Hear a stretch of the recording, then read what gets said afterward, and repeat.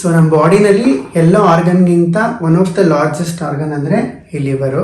So ಸಾಮಾನ್ಯವಾಗಿ ಕರೆದಿರೋ ಪದಾರ್ಥ ನಾವು ತಿಂದ ತಕ್ಷಣ ಕಫ ಮತ್ತು ಕೆಮ್ಮು ಬೇಗ ಕಾಣಿಸ್ಕೊಳ್ಳುತ್ತೆ. ಮಕ್ಕಳಲ್ಲೂ ತುಂಬ ಬೇಗ ಕಾಣಿಸ್ಕೊಳ್ಳುತ್ತೆ. ಯಾಕಂದರೆ ಮಕ್ಕಳು ತುಂಬ ಇಷ್ಟಪಡ್ತಾರೆ bakery items, French fries, chips, bonda, bajji ಇದೆಲ್ಲ ನಾವು ತಿಂತಾ ಇರ್ತೀವಿ, ಮಕ್ಕಳಿಗೂ ತಿನ್ನಿಸ್ತಾ ಇರ್ತೀವಿ. ಸೊ ಇದೆಲ್ಲ ಕರೆದಿರೋ ಪದಾರ್ಥ, ಎಣ್ಣೆ ಪದಾರ್ಥ ಅಂದ ತಕ್ಷಣ ಫ್ಯಾಟ್. ಸೊ ಫ್ಯಾಟನ್ನು ಬರ್ನ್ ಮಾಡೋದು liver. So major role play ಮಾಡುತ್ತೆ.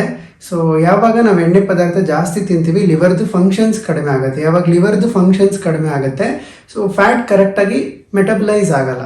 ಸೊ ಲಿವರ್ಗೆ ತುಂಬ ಇಷ್ಟ ಆಗೋದು ಚಲನೆ, ಅಂದರೆ ವಾಕಿಂಗ್ ಮಾಡಿದಾಗ.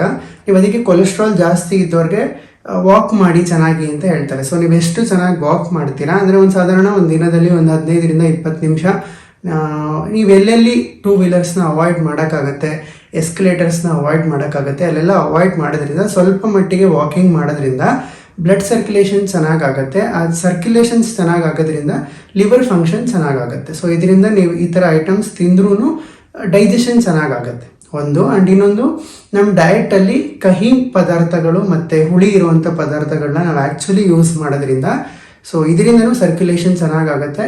ಸೊ ಆದಷ್ಟು ಕಫ, ಕೆಮ್ಮು ಎಲ್ಲ ಆಗದೇ ಇರೋಂಗೆ ನಾವು ನೋಡ್ಕೋಬೋದು. ಸೊ ಇದನ್ನು ನಾವು ಫಾಲೋ ಮಾಡೋದ್ರಿಂದ ಆ್ಯಂಡ್ ನಮ್ಮ ಮಕ್ಳಿಗೂ ಫಾಲೋ ಮಾಡಿಸೋದ್ರಿಂದ ಸೊ ಈ ಸಮಸ್ಯೆಯಿಂದ ಆದಷ್ಟು ಬೇಗ ಒಂದು ಒಳ್ಳೆ ಸೊಲ್ಯೂಷನ್ನ ನಾವು ಪಡ್ಕೋಬೋದು. Okay, thank you.